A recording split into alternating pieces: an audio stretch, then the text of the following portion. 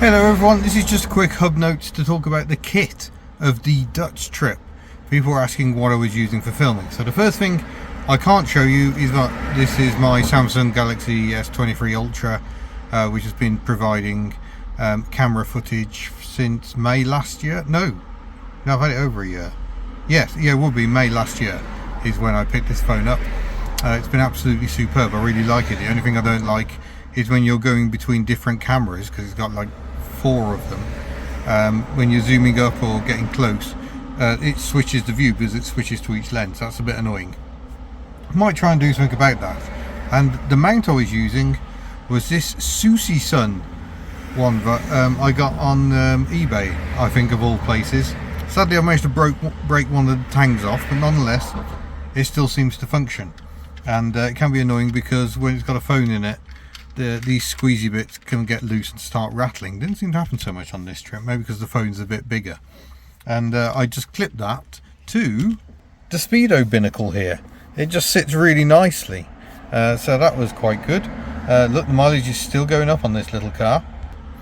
And having that on the top of the binnacle meant the phone was right in front of me but not blocking my view because it sat quite low down.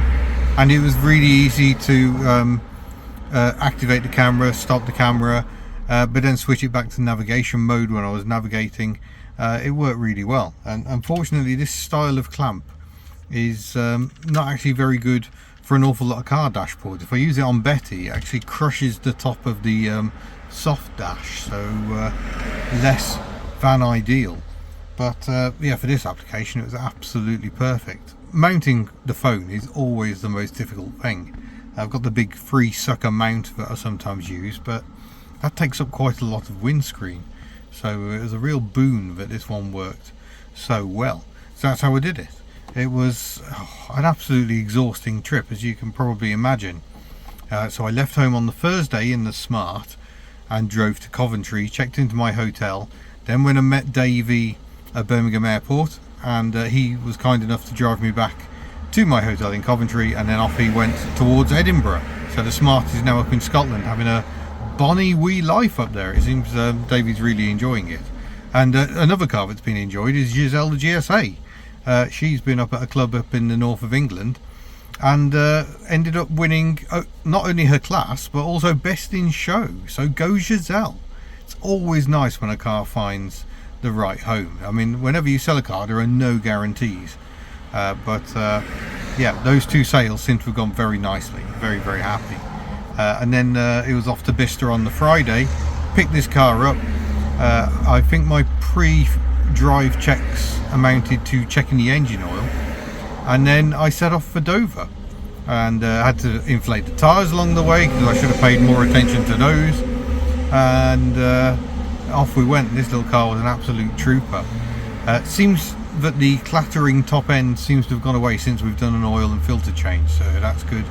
The next video you will have seen was the MOT one, and that was very pleasing as well, because I hadn't peeked underneath this car at all. Perhaps I should have. Maybe I would have noticed the brake pipes and panicked, but that was kind of the problem. I was just like, the brakes work, let's hope they keep working. If I'd found scary stuff, what would I have done then? I didn't have time to get anything repaired. I really did put my faith entirely in this little car. So we arrived at my friend Ivan's and Patrick's just gone 10 o'clock on the Friday night, so that was a long day of travel.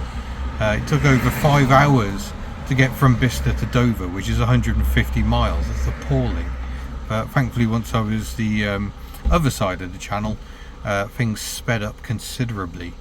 In fact, I think I was averaging 60 miles an hour on the way back from the Netherlands on the European side. It was just plain sailing. I just, hour after hour, sat at about 65 miles an hour. Lost a bit of average going through Antwerp and Ghent by accident, but all good.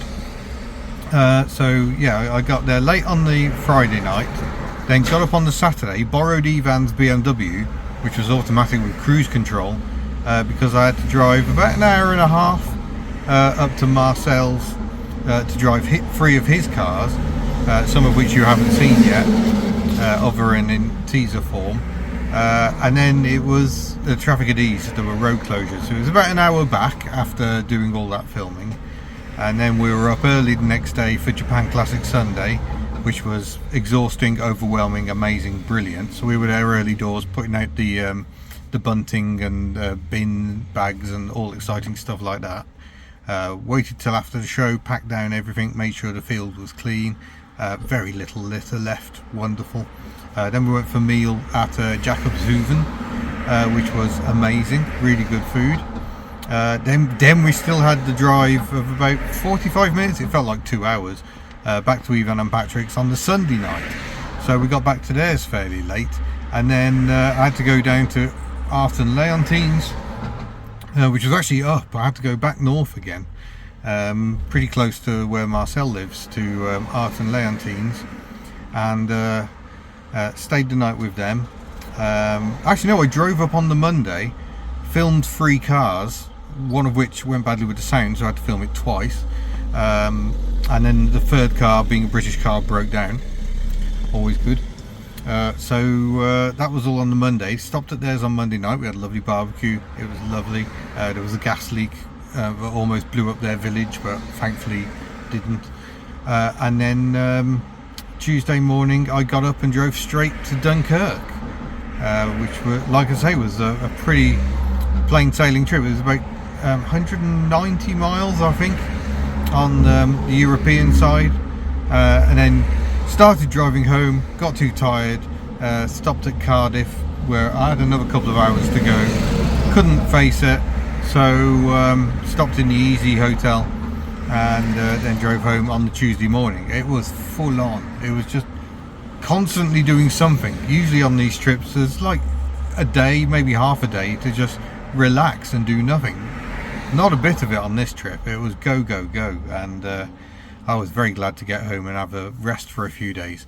But absolutely amazing. This little Perodua, which I'm in today, has done so very well. We didn't have a bad MOT fail. There's work to do, quite a bit of work. We need to really do a timing belt change and a full service. We've only done oil and filter so far, and the tyres all need replacing. I'm just waiting for payday to do that. But yeah, what an amazing little car. I'm sorry, I'm right next to a busy road, got the window down because it's hot.